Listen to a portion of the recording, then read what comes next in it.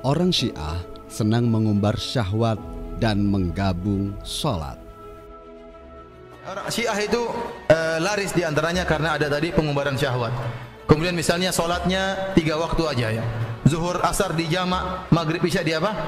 Di jamak juga. Ya. Ini diantara kemudahan-kemudahan.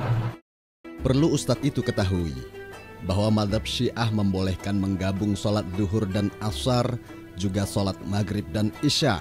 Bukan menilai penggabungan ini suatu hal yang wajib, bahkan sholat pada waktunya tetap lebih baik daripada menjamak. Lagi-lagi Ustadz ini tidak mengetahui apa yang telah dilakukan oleh Rasulullah SAW. Mari kita simak riwayat berikut ini. Dalam kitab Sahih Muslim, terbitan Dar Al-Fikr, cetakan pertama tahun 2003 Masehi, halaman 325. Diriwayatkan dari Ibnu Abbas yang berkata, Rasulullah SAW menjamak atau menggabung antara sholat zuhur dan asar, juga antara maghrib dan isya di kota Madinah tanpa rasa takut dan tanpa adanya hujan. Artinya tidak ada halangan. Dalam kitab Sahih Sunan Abu Daud, Tahqiq Al-Albani, salah satu ulama kelompok Salafi, jilid 4 yang diterbitkan oleh Huros, cetakan pertama tahun 2002 Masehi, halaman 372. Dari Ibnu Abbas yang berkata, Rasulullah SAW pernah menjamak atau menggabung sholat zuhur dan asar dan antara sholat maghrib dan isya di Madinah tidak dalam kondisi ketakutan, tidak pula hujan. Maka ditanyakan hal itu kepada Ibnu Abbas, apa maksud beliau menjamak hal itu? Ibnu Abbas menjawab, supaya tidak memberatkan umatnya. Al-Albani berkata, hadis sahih sesuai syarat Muslim.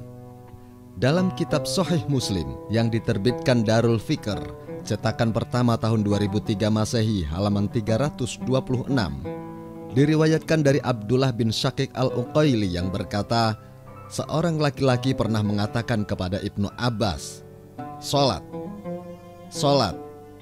Ibnu Abbas pun diam. Laki-laki itu berkata lagi, "Salat." Ibnu Abbas kembali diam.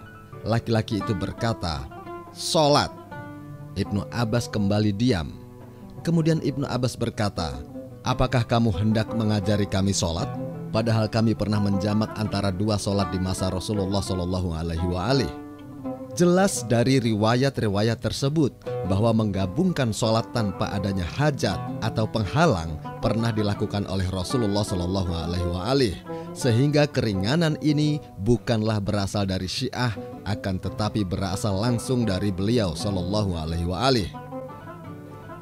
Kawan Ustadz pun mengakui akan hal ini. Video ulama Wahabi, hadis yang bersumber dari Abdullah ibnu Abbas, Rasulullah SAW pernah menjamak sholat antara zuhur dan asar, maghrib dan isya di kota Madinah tanpa sebab ketakutan, hujan, dan perjalanan. Aku atau perawi bertanya kepada Ibnu Abbas, mengapa beliau SAW melakukan itu? Ibnu Abbas menjawab, agar tidak memberatkan umatnya. Inilah pengelabuan yang dilakukan oleh ustadz ini kepada awam.